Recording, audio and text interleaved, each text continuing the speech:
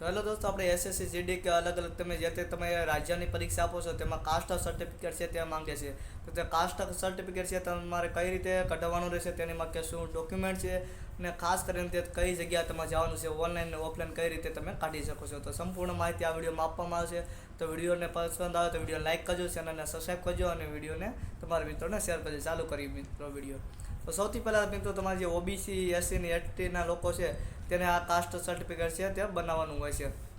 જેને માત્ર ડોક્યુમેન્ટ છે તેમાં જાતિનો દાખલો હોય તો તમારો સ્ટેટનો હોય જાતિનો દાખલો, તો તેમાં તે ગુજરાતીમાં હોય છે ને આપણે જે કઢાવવાનો છે તે અલગ આપણે છે સેન્ટ્રલનો કઢાવવાનો છે. તેમાં આપણે છે તે આપણે ખાસ કરીને છે તે આપણે દાખલો કાઢવા માટે શું પ્રૂફ છે, તમારે જૂનો દાખલો હોય તમારે જે આપણે સ્ટેટનો, તો તેને શું કરવું, તો જૂનો દાખલો હોય તો તેને અપડેટ કરવાનું રહેશે. તે ફક્ત ઓબીસી લોકો માટે અપડેટ કરાવવાનું રહેશે. કેમ તેના દાખલાની છે એમાં જે વેલિડિટી છે તે કેટલા વર્ષની છે તે મુજબ હશે, તો તેને અપલોડ કરવાનું રહેશે ને વર્ષની લિમિટ હોય છે. તેના માટે તમારે તાલુકામાં જવાનું રહેશે, તાલુકામાં જઈ તે કઢાવી શકો છો.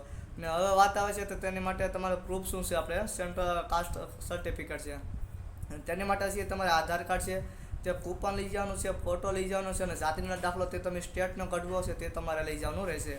અને ખાસ કરીને તમારે તે પછી શું કરવાનું છે, તે તમારે ઇંગ્લિશમાં કઢાવવાનો રહેશે. તેના માટે તમારે જે ફોર્મેટ છે તે ગૂગલમાં એક ફોર્મ આવે છે તે ફોર્મ ભરવાનું રહેશે તે ડોક્યુમેન્ટ સાથે. જેમાં ઓબીસી એસટી ને એસસીના લોકો છે તેને અલગ અલગ ફોર્મ ભરવાનું રહેશે. જેમાં વાત આવે છે કે તમારે જે તે ગૂગલમાંથી તે ફોર્મ છે તે તમે ફિલ કરી અને તે ફોર્મ ભરી શકો છો. તે એડ્રેસ છે તે તમારે આધાર કાર્ડનું ખાસ કરીને આધાર કાર્ડ અપડેટ હોય તે તમારે રાખવું, તેનું અપડેટ તમારે આધાર કાર્ડનું એડ્રેસ છે તે તેમાં લગાડી શકો છો.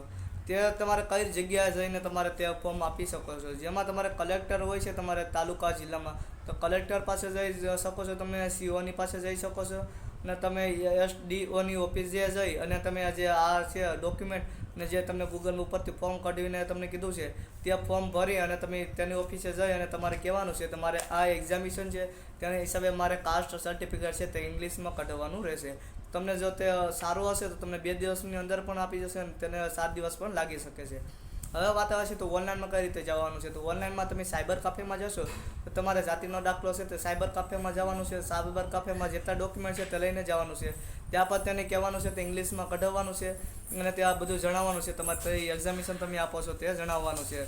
આ સ્ટેટનો જાતિનો દાખલો છે તે તમારે લિમિટ હોય તો તેને અપડેટ કરાવી દેવું ને આ કાસ્ટ સર્ટિફિકેટ છે તમે બંને રીતે તમે કઢવી શકો છો. તો વિડીયો પસંદ આવે તો વિડીયો લાઈક કરજો અને ચેનલને સબસ્ક્રાઈબ કરજો. મળે છે બીજા વિડીયોમાં.